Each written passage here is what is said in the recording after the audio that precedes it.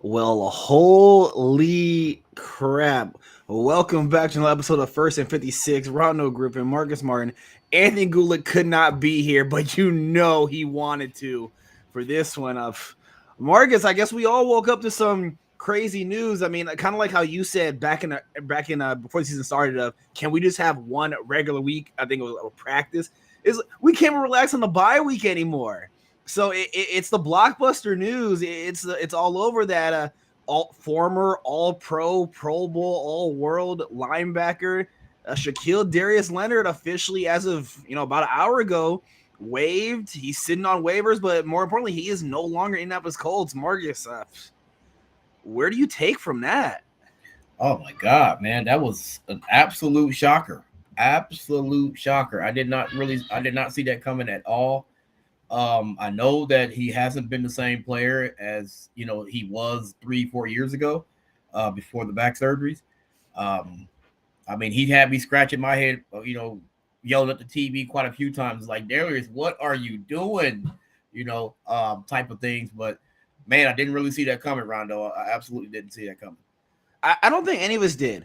And I mean, obviously we've been watching the games. We've kind of, the big thing we've been on is that, go back to last season where we all felt they rushed him back from the injury. So we're like, get the off season, let him get full healthy, new regimen. We'll get back. Maybe we'll give back that old maniac, and the season goes and he's playing. We're not seeing the splash plays. He's not making noise, but he's there. He's on the field.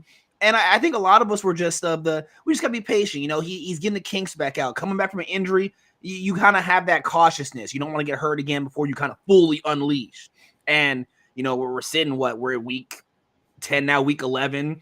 It's like, when's it gonna come? When's it gonna happen? And it just never did. And obviously, like, as we've seen, his snap count going down. He's coming off the field on third downs now. He's not there in during the important times of the game. And even, go back to the Patriots game, which I guess obviously was the last straw, just still looked like that last year Shaq, that last year Darius, just like a step behind. But I'm with you. I didn't hit absolutely, cut, see you later. Genuinely shocked by that. Absolutely. Man, I mean, I don't even have a bunch of words on it, really. I mean, all I know is that the Colts organization is really not playing. I mean, we've seen it, early and often, from Steichen and Chris Ballard, and they want players that want to win. And I've seen, and I understand, like you said, Darius, Shaq, is what he wants to be called. Kind of taking things slow and not really unleashing himself and stuff through, in games or whatever. But, you are what you show on tape. You know what I'm saying? And, these week 10, so up to these, these 10 games that we played so far, he definitely hasn't looked like, the Darius Leonard that we know, not the Shaq, the Darius Leonard that we know, from the first 2 or 3 years when he first came into the league. He was making splash plays. He was intercepting the ball. He was punching the ball out. He was a force to be reckoned with. And we haven't seen that in 10 games since he come back. And like you said, I think they kind of rushed him back last season, and then he re-injures himself. And then he comes back supposedly fully healthy this year. But the results are not there, Rondo. They're just not there. So, I mean, I'm shocked, but I mean, either it was going to be now or the offseason. Yeah, exactly. And obviously Gulick couldn't be here, but texts in to get involved a little bit. So straight from the mouth of Gulick, never thought this would have happened. Thought they would have given him one more year. If you would have told me 3 to 4 years ago that EJ Sweet would take Leonard's job, I think you were lying. You were crazy. And, and for me, like a guy where, I was big on EJ Speed right when he was drafted. I lauded his praises. I said he was going to take over, blah, blah, blah. But I'd always been of the mindset of that. The reason why Speed's not getting on the field is because the guys above him are just that much better. And we fully believe that when it came to Zaire, when it came to Leonard, I was like, Speed's gonna get his chances, but him actually overtaking a healthy Leonard, like, let's be real, I never saw that coming. And kind of like you said, it's just like, we're just waiting. When's Maniac coming back? When's Darius coming back? And the fact that it just never came. And last kind of, you said it, we're Sykin and Bowden Co. They're not playing around this year, or I guess with this new regimen. Obviously it hurts, because you're a fan of the team. Leonard has been the cornerstone of the defense. He's been the identity of the defense. Back when we were playing with that revolving door at quarterback, Leonard was the face of the franchise, if you will, almost. After Luck retires, it really was number 53. That was the guy. You probably more than anyone else, you saw his jersey the most when it came to Lucas Oil. To go from that to take it back to his draft day. Everyone remember them calling him the worst draft pick of that draft. Goes out, wins it, defensive player of the year. The defensive rookie of the year. All pro, Pro Bowl. As I've said, as I coined like a few years ago, I feel like he mastered the peanut punch. Like you said, he's intercepting passing now, not just a tackling. He's intercepting passing. He's getting sacks. He's forcing fumbles. Being absolute all world. And, there's plenty of graphics out there. I think we even posted it ourselves of the trajectory of his first 4 seasons compared to Ray Lewis and Luke Kuechly. And he's right on par with those guys. Literally on pace for a Hall of Fame career if he kept those numbers going. To go from that to now Waived. Probably going to sit on waivers. He's going to be a free agent in a week or two. In a week. Not seeing him in Colts blue is going to be absolutely weird. Absolutely, because I've got signed memorabilia from him and everything, and he was one of my best players. I probably wore his jersey more than I wore anybody's jersey going to the games. So it's going to be really weird not seeing him on the field. But again, shout out to EJ Speed.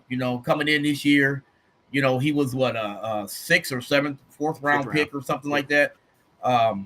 And he's coming in, and I've noticed that, when he is in the game, he made plays, compared to, let's go back to last week, a couple weeks ago when we played New England.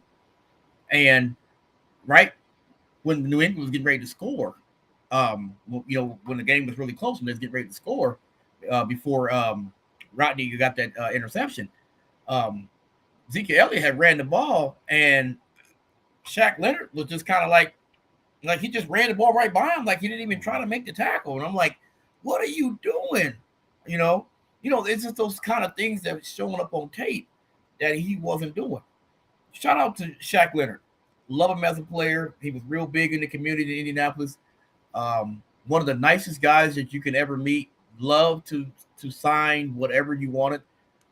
When you seen him on the sidelines, he was always cheerful and jumping around, and he brought energy to the stadium, he brought energy to the locker room, and he brought energy to the crowd. So I hope he gets and goes somewhere where I'm not going to say that we didn't value him, because we did, but I just hope that whatever he's got going on, maybe he goes somewhere, different system, different atmosphere, and plays a lot better. So shout out to Shaq Leonard, for being with the Colts all these years. We appreciate everything that you've done, and wish you the best. Absolutely. It's one of those exoduses where like there's no bad blood. It's kind of similar to when we let T.Y. Hilton finally walk. Is that there's no bad blood, like you said, absolutely loved it. And the big thing you say, great guy off the field. The community work he does, like you said, he's open to sign. I've got plenty of signed memorabilia by him as well. One of these helmets back here is signed by him with the picture of it.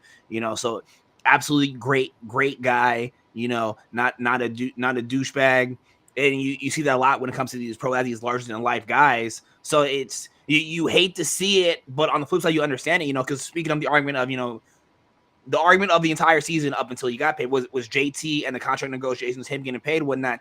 Well, this is that other side.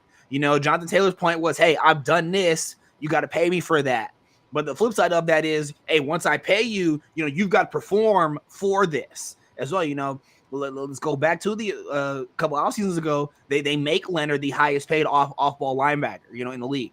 obviously it's due to what he did in the past, but it's also I'm paying you because I expect more of this in the future. And when you're not meeting those standards of that contract I paid you, then that again, this is the flip side of it. You've got to go because we all kind of we love the sport, we love the game, and we always got to realize for these guys it's a job.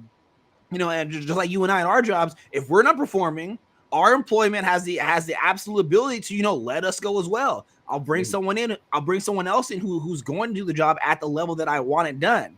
And so like we talked about it sucks. It absolutely hurts. A great guy, great player when he was healthy, when he was the maniac. But if you're not meeting those standards, and I've got other guys here that are willing to, not to mention the fact that I got other guys on the street in the practice squad who are ready and waiting for that spot, then I got to let you go.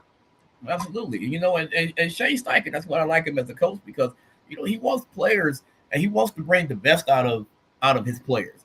And, you can't have one guy bigger than the locker room. You know what I'm saying? And I'm not saying that Darius was, but there were some statements that, about his playing time and stuff like that he was, he brought to the media's attention, over the past several weeks. And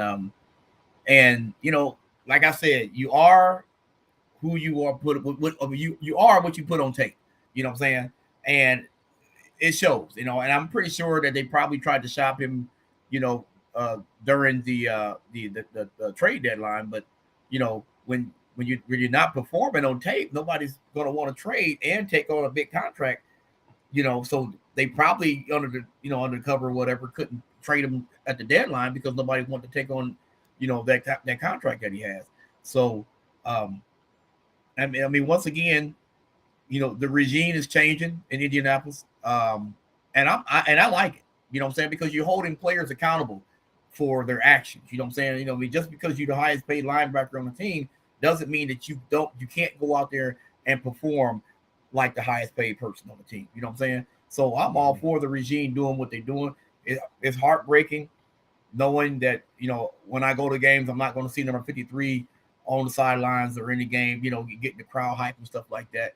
But we have players that are capable to do just as much as he was doing, on the field right now.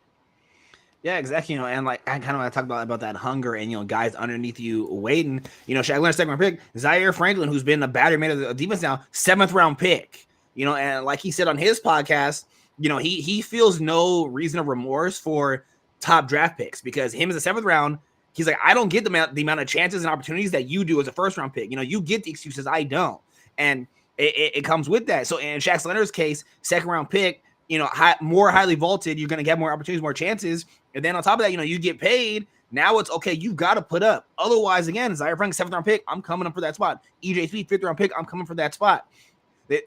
We just officially signed Ronnie Harrison from the practice squad to the official roster. And like I said on Twitter, that guy's a safety. They're announcing him as a linebacker. So obviously that they're working on something over that. There's been guys waiting. There's going to be guys sitting either on the street in the practice squad ready to take that spot, just waiting. And kind of like we've kind of beat like a dead horse already. If you're not performing to the level I want it, I've got to let you go. And with the way the NFL and contracts work, it's kind of one of the rare leagues to where you can cut a guy and you're not necessarily on the hook for that much. We waived Shaq Leonard. We only owe him $6 million for the rest of the season, and I believe $4 million next year and $8 after that. But you're saving $12 on a $60 million contract.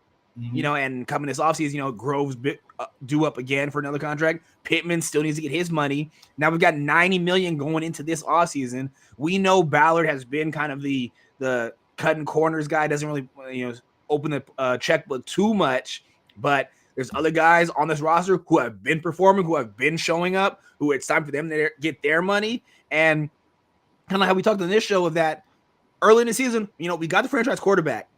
We're playing 500 ball right now, which is kind of what you want when you're missing that guy. Next season, we're ready to make moves. And if Leonard's not to the level where we need him to be for us to actually be a championship contender, this is the time to get rid of him. As for you, them trying to trade him, who knows? Maybe they did. I honestly, I don't think they were. I mean, I guess you could say they were. I want to say shopping him. I'm sure they floated his name. You float a lot of players' names. The teams do that. But right. I want to say that I don't think anything realistic was kind of like on the table, even discussed. But yeah, I guess now the question is though, I don't think he's getting claimed on waivers. I think he's going to become a free agent. I guess the question now, though, is what teams, if any, try to employ his services this season? Yeah, that's maybe he goes to Dallas. Maybe he teams up with Gilmore over there. But I mean, Dallas already has some pretty stout of linebackers over there. So I don't really see him going that direction. But I mean, like you said, he's got to clear waivers first and see where we go from there. But question is, does he play again this season? Does anybody pick him up? That's the big question right now. Where does he go? Do they claim him off waivers, or does he remain in free agency to the offseason?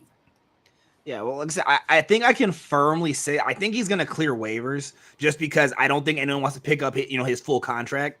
So him clearing waivers, I think will happen. It would be similar to OBJ, but once he's a free agent and it's open market, that's the question. I think Dallas, like you said, obviously Ashton Soto, shout out to you for watching. Dallas, I think, is a viable option. They did lose Leonard Vander Esch for the rest of the season. They lost him a couple weeks ago. I think Buffalo's an option. They lost Matt Milano a few weeks ago. That's a similar kind of play style. Those two jump off to me immediately. Where you go? I mean, I guess Minnesota could probably use his services as well. I know their linebacker room needs a little bit of help. I know they signed Anthony Barr in their practice squad, I want to say a week ago. So there's options for him on contenders. But yeah, it's gonna like you said, bring it full circle. It's gonna be very weird to not see 53 on that sideline, and similar when T.Y. Hilton donned a Cowboys jersey, it's gonna be very weird to see him don another team's colors. No, absolutely. I'm still going to support him though anywhere he goes. Like I said, heck of a player. I love the guy. I mean, good personality. I can just go on and on about Shaq Leonard.